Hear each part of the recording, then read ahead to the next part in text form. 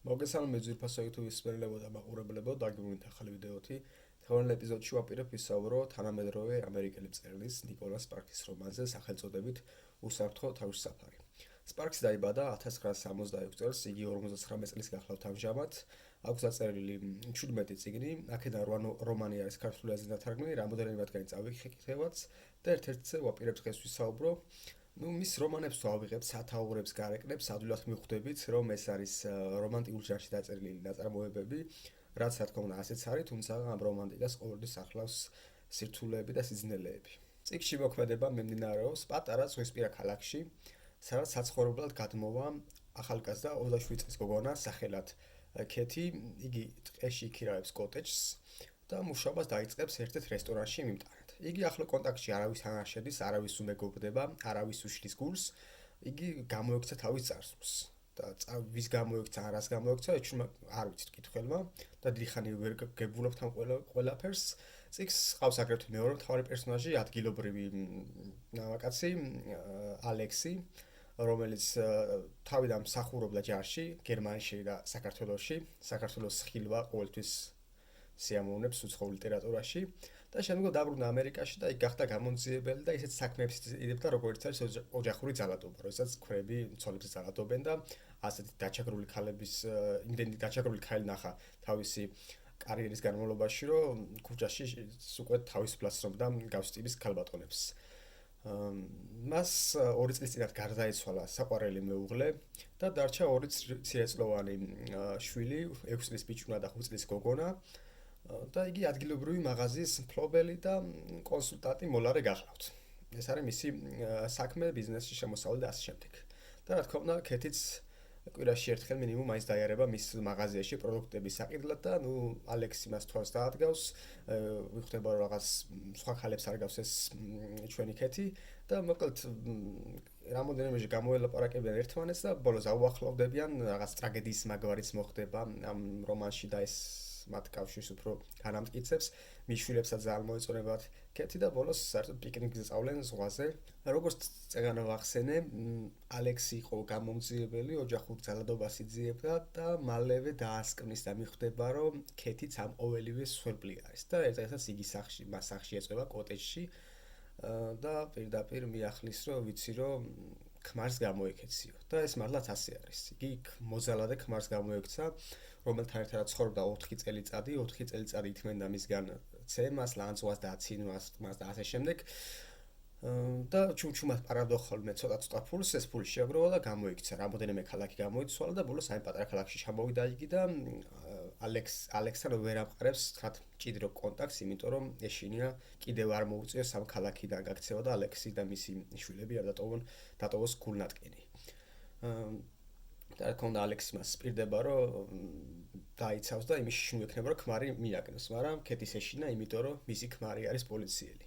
პოლიციელი, რომელიც უკან არაფერზე არ დაიხევს და აუცილებლად მიაგნებს გაქცეული მეუღლის გვალს. უბრალოდ ეს დროის საკითხი არის და ქეთი ქუჩაში რო გარისხონდა, ყველგან თავისი მეუღლე ელანდება. სუამ შიშებში ცხოვრობს. თვითონ ქეთის მეუღლე კევინი ძალიან საინტერესო პერსონაჟი არის, მოძალადე პოლიციელი მამაკაცის პროტოტიპი პერსონაჟი, ძალიან კარგად დაგვიხატა სპარკსმა. იგი არის მოძალადე და ამასთანავე არის მორწმუნე.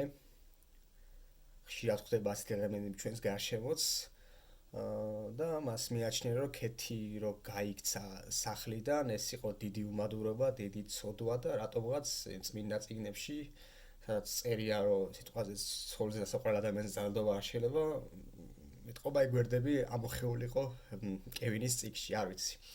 და რა თქმა უნდა, ცოლი რო გაიქცა, იქ სამსახურში ატყუებს თავის თანამშრომლებს და უფროსს, რომ ქეთი წასულია მეზობელ ქალაქში თავის დაქალთან, რომელიც რაღაც ოპერაციას იკეთებს და გვერდში უდგას, ხარში უდგას, ასე შემდეგ. არ ამბობს, რომ ოჯახი დაეენგრა და საყვარელი მეუღლე გაიქცა და ასე შემდეგ. და ძირითადად თუ სახში არის ტირის ან არ ახსოვს ამით იკლავს დარდს და მისი ფიქრები არის ძალიან საინტერესოდ გადმოცემული, მოძაღადე ადამიანის ფიქრები, რომ იგი არ ახსოვს და თან კარს უყურებს და იმაზე ოცნებობს, სასწაულს ელის, რომ აი კარი გაიღება, თავისი ძვირფასი მეუღლე დაბრუნდება და მას შეეხუტება და ყველაფერს აპატიებს რომ გაიქცა, აპატიებს ერთხელ შეცდა, მიუალერსა და შემდეგ და მეორე წამში მოძაღადე მამაკაცის ფიქრები იმძლავრებს და ძალიან ფიქრობს, რომ ძალიან სულად მოიქცა, რომ გაიქცა, უმადური არის და ჭკუას ასწავლის და ისე მაგრაცემს და ისე დაჟეჟავს და სახელთან საერთოდ აღარ გაუშვებს და ასე შემდეგ. ასე რომ ოსტატურად არის მსგავსი ტიპის ადამიანების ფიქრები გადმოცემული. კევინი მახსენებს თუნდაც ქართველ კანონის დამცველებს, რომელსაც რომელთა მაგალითად სოციალურ ქსელებს გადახედოთ, აჭრელებული აქვთ რელიგიური ტიპის ფოტოებით, პროფილები, ეკლესიები, ანთებული სანთლები, წმინდა გიორგი გმირას გველეშაპს და ლოზუნგები მიყვარჩენი პატრიარქი და ასე შემდეგ და ოჯახის წმინდაზე გველაპარაკებიან და რაღაც იძახიან, რომ სიტყვაზე ევროპა არის გარყვნილება და თვის ბოლოს ხელფასი რო ირიცხა და პირველ რას საკეთებენ ეს არის რომ რაღაც ბორდელში ხარჯავენ და რავი ბილწავენ და ღალატობენ საკუთარ მეუღლებს, საკუთარ შვილებს და ესენი გველაპარაკებიან მე ოჯახის წმინდაზე ასე შემდეგ. მოკლედ კარგად არის მსგავსი ტიპები კევინის სახით გადმოცემული ამ ნაწარმოებში. მოკლედ მთელი წიგნის განმავლობაში კითხველი არის დაძაბული. იმიტომ რომ ყველა ხვდება რომ ერთ დღესაც კევინი მიაგნებს მეუღლის კვალს, სხვა შორის ქეთის ნამდვილი სახელი ერინი გახლავთ, მან სახელი გამოიცვალა, როგორც გამოიცვალა ქალაქი და სვამის ველოდინში ვართ, რომ კევინი მას იპოვის და არ ვიცი წიგნი როგორ დასრულდება, ბედნიერად თუ ცუდად.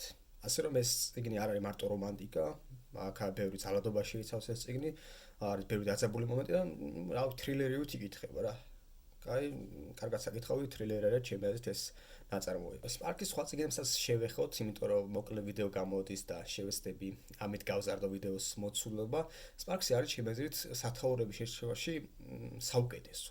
ერთ-ერთი საუკეთესო, იმიტომ რომ ესე აზრიანად დარქმეული სათაურები მე ძალიან ცოტა წიგნი მახსენდება. და აი მაგალითად დავიღოთ მის ერთ რომანი არჩევანი. წიგნის პირველ ნაწილს ვკითხავ, გონია რომ თავი პერსონაჟი გოგონას წევს ორ მამაკაცს შორის გაკეთოს არჩევანი და მეორე ნაწილს გადადიხარ, ხვდები რომ სულ სხვა პერსონაჟს უჭერს სულ სხვა არჩევანს გაკეთება და ეს არჩევანი ძალიან ბევრად მძიმე. ასე რომ ჩემი აზრით სათაურები არის ძალიან ოსტატურად შერჩეული. ნუ კიდე რა შეიძლება ითქვას, ნუ დღეს ვერ ვიყავთ თლათ მოწოდების სიმაღლეზე, მაგრამ ვინაიდან და რადგანაც დიდი ხანია ვიდეო არ დამიდია YouTube-ზე და ხან მქონდა ამ ვიდეო ჩაწერილობა რამოდენიმეჯერ, მაგრამ შევწყვიტე დღეს მაინც მივიყვანა საქმე ბოლომდე და რაც არის ეს არის. შევეცდები რომ მალე დაგიბრუნდეთ ახალ ეპიზოდებით, პრინციპში ვაპირებ რომ განვიხილო რამოდენიმე ძველი წიგნი ხელმეორედ და ხელმეორედ დავდო ვიდეო რა, უკეთესი ხარისხით, უკეთესი ახსნითა და ასე შემდეგ რა. მაგალითად აივენხო და უოლტერ სკოტის აივენხო და სტივენ კინგის მიზერი მინდა რომ ხელახლა განვიხილო. რავი, დღეს კი ამიდან მოშუქებებით სრული სამებს შეგიძლიათ მოიწონეთ ეს ვიდეო, გამოიწერეთ ჩემი არხი და შეხვდებით მომავალ ეპიზოდში. კარგად გწადებოდეთ.